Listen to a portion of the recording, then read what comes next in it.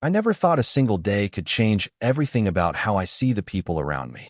One moment, I was just living my life, taking things for granted, and the next, I was lying in a hospital bed, feeling more alone than I ever had in my entire life. The machines beeped rhythmically beside me, almost like a cruel reminder that I was stuck there, helpless, vulnerable, and at the mercy of everyone around me.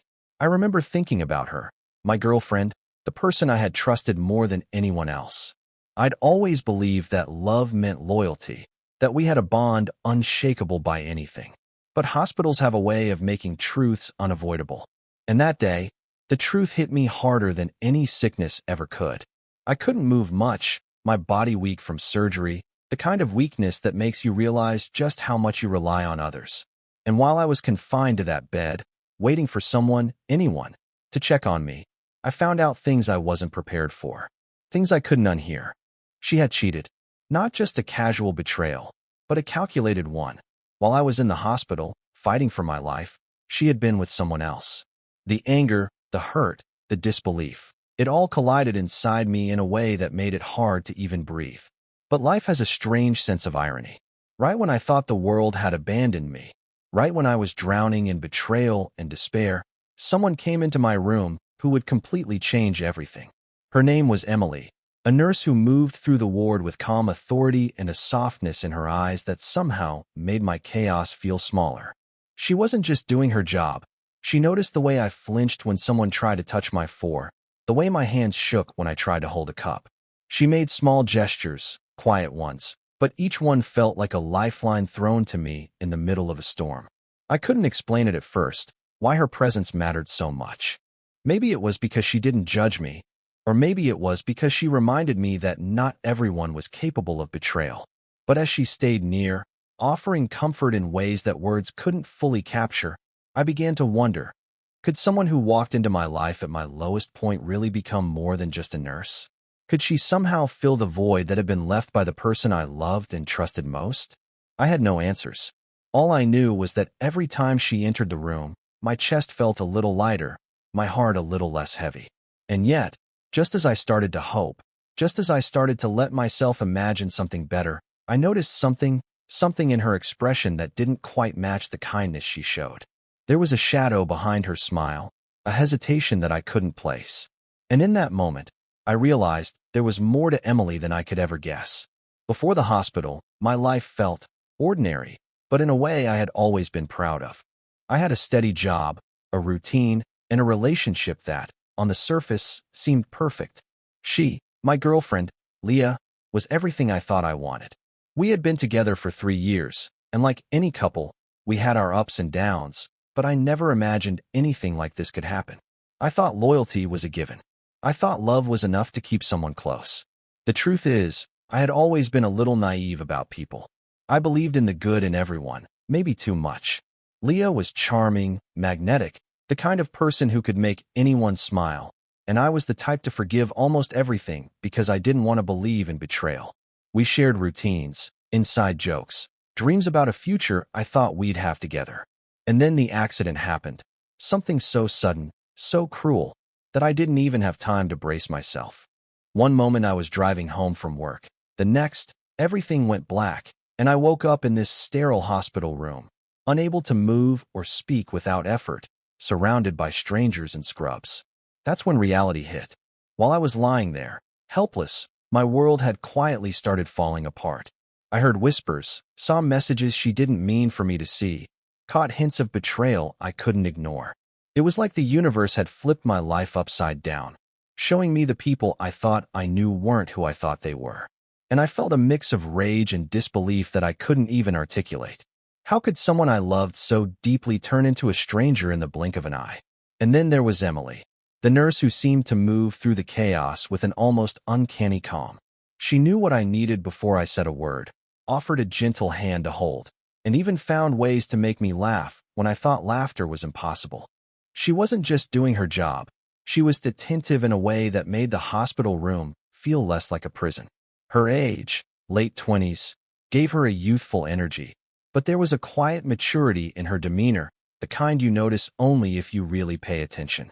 And somehow, that made me trust her. Slowly, Almost without realizing it, I started looking forward to the moments she entered the room.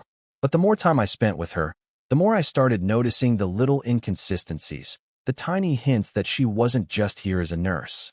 There were glances she gave that seemed too knowing, questions that didn't quite match the situation, and a quiet intensity that made me wonder what her story was. She was helping me heal, yes, but was there something else underneath? Something she wasn't telling me? And so, I was trapped in a strange, impossible mix of emotions. Anger at Leah, confusion about Emily, and fear that I was falling for someone I didn't even fully understand. I wanted answers, but I also didn't know if I could handle the truth. Because deep down, I felt a gnawing suspicion that my life was about to shift again in ways I could not yet imagine. And in that fragile hospital room, with my body weak and my heart heavy, I sensed that the real storm had only just begun. Days passed, and the hospital walls seemed to close in tighter with each passing hour. Leah didn't come often, and when she did, her smiles felt rehearsed, her excuses thin. Each visit left me more hollow than the last. I couldn't understand how someone could treat love like it was disposable, like my pain was nothing more than a minor inconvenience. My anger bubbled under the surface, sharp and relentless, but I had no energy to confront it directly. I was trapped in my body, forced to watch the betrayal unfold in silence. Emily, on the other hand, became a constant presence. She moved quietly around the room, checking monitors, adjusting blankets, or offering a soft word just when I needed it. And every time she was near, I felt a strange mix of relief and guilt. Relief that someone cared, guilt for even thinking about her when Leah was still in the picture. But it wasn't just care. There was something in the way she looked at me that made my heart tighten, a flicker of concern that seemed almost too intense for a nurse doing her job. It got more complicated one evening. I caught her pausing outside my door, staring at me as though she knew every thought racing through my mind. And in that silence, I realized that I wanted her to stay, even though I didn't fully understand why. My body ached from the surgery, but my mind was restless, spinning with questions I didn't dare ask. Was it just kindness, or was there something more? Something that could complicate everything I thought I knew about love and trust? Then came the message that made my chest pound. A photo of Leah, smiling, with someone else in a place we had once promised to go together. I froze, staring at it for what felt like hours. The betrayal wasn't abstract anymore. It was real, undeniable. And while my heart screamed at me to feel angry, broken, betrayed, another part of me, a part one couldn't control, felt drawn toward Emily, toward the quiet warmth she had become in my darkest hours. And just as I tried to process all of this, something unexpected happened. Emily stayed later than usual that night. She pulled a chair close to my bed, and for the first time, we talked. Not about my health, not about Leah, but about me, about the confusion and fear that weighed me down. Her eyes held something I couldn't name, something raw and honest. But then, just as I felt a flicker of trust, the room's door creaked open, and a shadow fell across us, making me realize that not everything was as it seemed.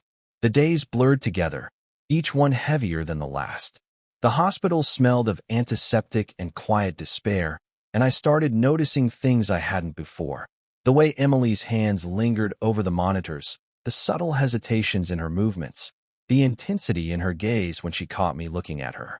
She was no ordinary nurse, and yet, every interaction with her was comforting, grounding me in a way I didn't expect.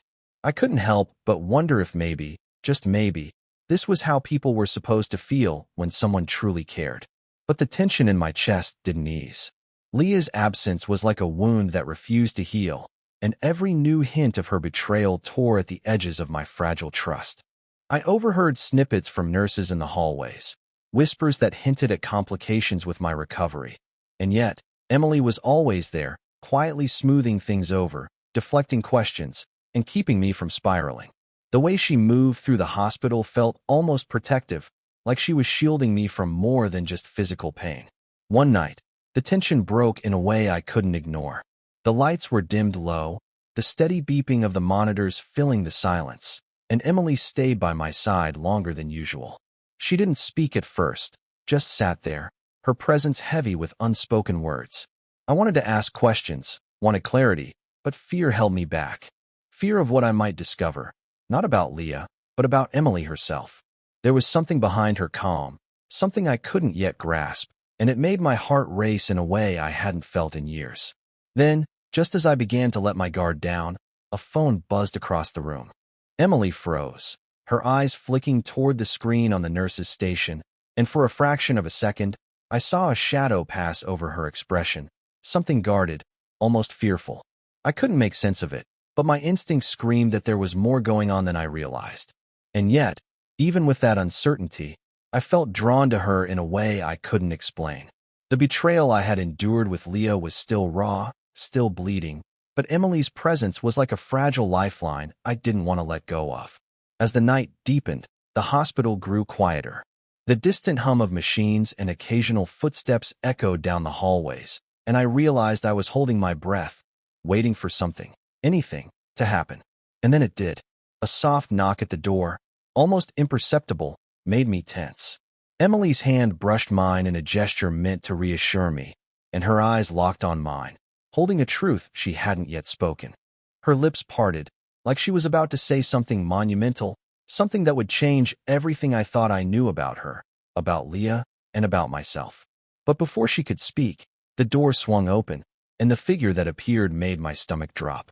It was someone I never expected, someone whose presence threatened to unravel everything I thought was safe. My heart pounded, my chest ached, and in that moment, I realized that the story I had been living wasn't just about betrayal or comfort. It was about secrets far bigger than I had imagined. And as their eyes met mine, I knew, without a doubt, that nothing would ever be the same again.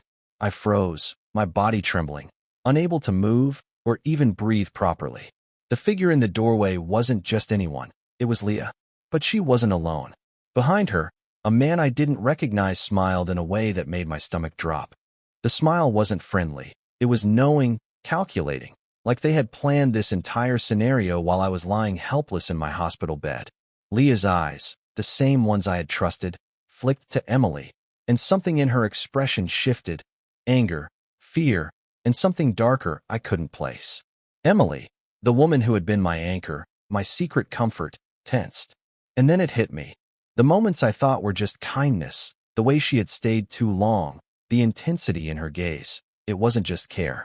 She had been hiding something, something that connected her, somehow, to Leah and this stranger. My mind raced.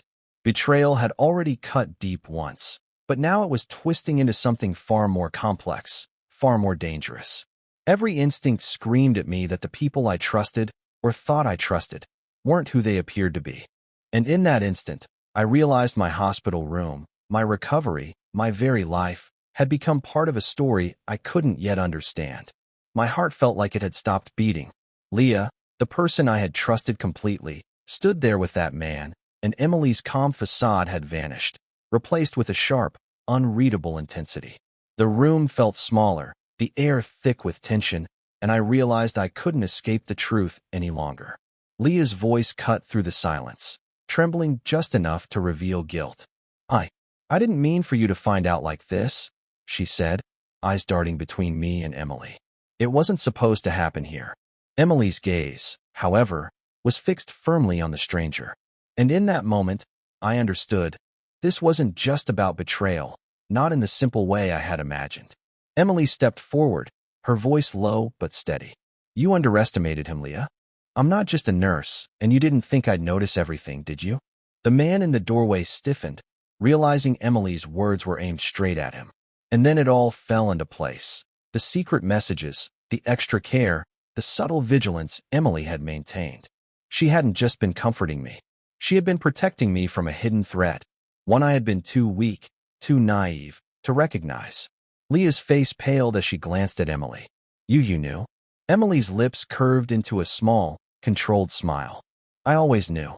And I wasn't going to let him hurt you. It was overwhelming. Anger, relief, betrayal, gratitude, all tangled together so tightly it made my chest ache. Emily had been my lifeline, my secret guardian, the one who had turned my darkest hours into something bearable. And now, finally, I could see the truth.